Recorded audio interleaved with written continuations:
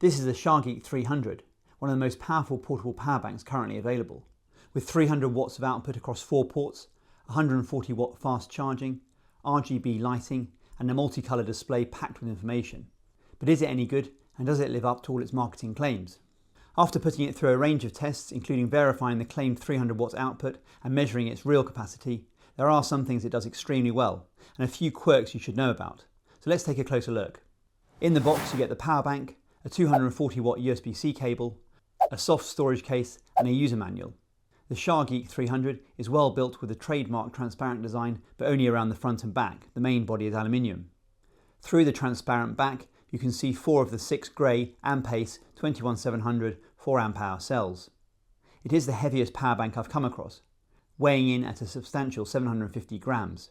That's heavier than my go-to comparable Anker 250 watt power bank at 679 grams, and noticeably heavier than the 300's predecessor, the Shargeek 100, previously called the Storm 2, at 598 grams. You can turn the power bank on with a long press of the power button, but it also comes on when you plug anything in. The screen is a huge upgrade over the old version, although not as big and bright as on the Shargeek 170. The Shargeek 300 has similar outputs to its predecessor, but with a significant spec bump for every port. And there's more space between the ports, which makes plugging in multiple larger connectors possible. There are now 2 140 watt two-way USB-C ports, a flexible 140 watt two-way DC 5525 port, and a 20 watt USB-A output. All the two-way ports can be used for both input to charge the power bank and output. The unit charges at up to 140 watts, but you'll need both the capable charger and cable. You can use a 240 watt braided cable supplied, or any USB Power Delivery 3.1 or EPR rated cable. Here I'm charging the unit using the 140 watt output on Bluetti's Elite 30 I just reviewed, but I also tried the Shargeek S140 and my 140 watt Apple MacBook charger. The power bank charged from completely flat in an hour.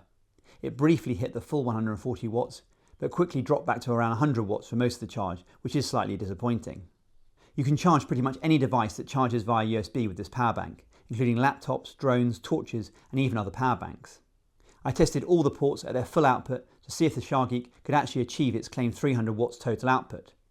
I charged an Anker power bank at its full 140 watts from the USB-C 1 port, and I attached a 140 watt load off the 140 watt DC output and a 20 watt load off the USB-A port. I did manage to get the full 300 watts output, which is impressive. The only slight anomaly was the total output display on the main screen didn't report this total power. I had to use a charging spec screen. This is a review sample. I'm assured by Charge that the final unit will display total output correctly. I checked the temperature of the power bank with my thermal imaging camera at this full output, and it stayed remarkably cool, probably helped by the aluminium enclosure. It also supports pass-through charging, so you can charge via either of the USB-C ports and still use the other 2 USB ports. Pass-through charging doesn't work if you charge the unit via the DC jack. The power bank also works well with lower power devices like my AirPods Pro, without timing out, and even gives a pretty accurate output measurement, in line with my USB power monitor to 1 decimal place typically. Next I measured the true capacity of the power bank. The power bank is rated at 24,000 mAh, which corresponds to 86.4 watt hours at a nominal battery voltage of 3.6 volts. That makes it airline safe at under 100 watt hours, but actually less capacity than the original Shargeek 100 at 93.5 watt hours, and the Anker for that matter at 99.54 watt hours. With the power bank fully charged, I ran a load at around 85 watts until the battery was completely depleted, which took 55 minutes. I measured 75.6 watt hours, which gives around 88% efficiency, which is a good result. And that's enough usable capacity to charge a typical smartphone about 4 to 5 times, or give a modern laptop like this 14-inch MacBook Pro roughly a full charge. Next I checked the power bank's protocol support, so you can make sure it will charge your device. Sharge has most protocols covered, including USB Power Delivery 3.1 at 28 volts and 5 amps, which gives the 140 watts output. Even the legacy USB-A port supports most fast charging standards up to and including 20 watts, 12 volts at 1.67 amps, as you saw in the earlier 300 watt output test. Sharge do list 20 volts or 1 amp, but I couldn't replicate that during testing. I'm not sure many people will make use of the DC barrel jack output, but I'm pleased they included it again, like on the original. It's aimed more at technical users, but it can be genuinely useful. You can set the output voltage of this port from 3.3 volts all the way up to 28 volts, and up to a decent 5 amps. It would be nice if Sharge supplied at least a DC 5525 to DC 5525 cable with the power bank. Impressively, I could run my diesel heater that I reviewed recently off this DC 5525 port. As a test, I soldered the heater's supplied DC cable to a barrel jack and set the output voltage to 24 volts. Note that when you enable the DC output, the USB-C 1 port is disabled. These diesel heaters can pull a fair bit of current when they start heating up their glow plug. This can be too much for the typical 12-volt car outlet on many much larger portable power stations, but the Shargeek ran it fine. The diesel heater pulled up to 140 watts from the power bank, and once it's heated up, you could run the diesel heater for over 8 hours at the lower output levels. More typically, you might use a DC output for various lighting solutions, or as a handy bench power supply for small electronic projects. It's not especially accurate, so you'll want to check the output with a multimeter, but you can set the voltage in 0.1 volt increments to get exactly what you require. There are plenty of display screens and settings, but the controls to move around are cumbersome, and the outline highlighting the setting you want to change is very faint. From the main display, you can use the up and down buttons to cycle through the charging spec screen, the power curve screen which shows power over time, and the battery monitor screen which shows the voltage of each individual battery, the internal temperature, the cycle count, and the total input and output in watt hours. Then you can enter settings pressing the power button, where you can cycle through the charging history, change the language, configure the display, set the battery mode, configure the RGB lighting, and then finally back to the DC output screen again. It's a shame there's no accompanying app like on the Anker power bank.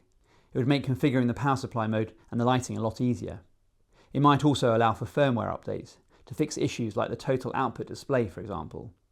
Overall, the Shargeek 300 is an impressive power bank, with better outputs than many larger portable power stations I've tested.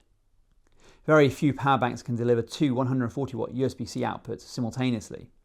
It is heavy though, and although this is meant to be the final release version, there are still a few anomalies. Not just the total output display, sometimes the language temporarily reverts to Chinese, for instance. When I receive the final unit, I'll update my written article to confirm Sharge have fixed these minor issues. Also, this will come down to personal preference, and it is nitpicking, but I'm not a huge fan of the design of this power bank. I would have preferred fewer curves, both aesthetically but also practically. It's not very stable laid on its back, and it rocks around. The back plastic also scratches easily. It would make more sense to have the back aluminium and the sides transparent. I also hope they can release a darker version. Personally, I prefer that to the white and silver. But I'd love to hear your thoughts. One area I don't get to experience with these review samples is customer support. Does anyone have good or bad experiences with Sharge? Also let me know if there are any features the Shargeek 300 is missing. And if there's an even more capable portable power bank I should test, also let me know down below. I read every comment and do my best to reply. If you found this review useful, a thumbs up really helps the channel. And if you're thinking of purchasing this power bank, the links down below in the description are affiliate links. They don't cost you any extra, but help support the channel and accompanying website. Finally, if you haven't already, please consider subscribing and tapping the bell. Thanks very much for watching, and I'll see you in the next one.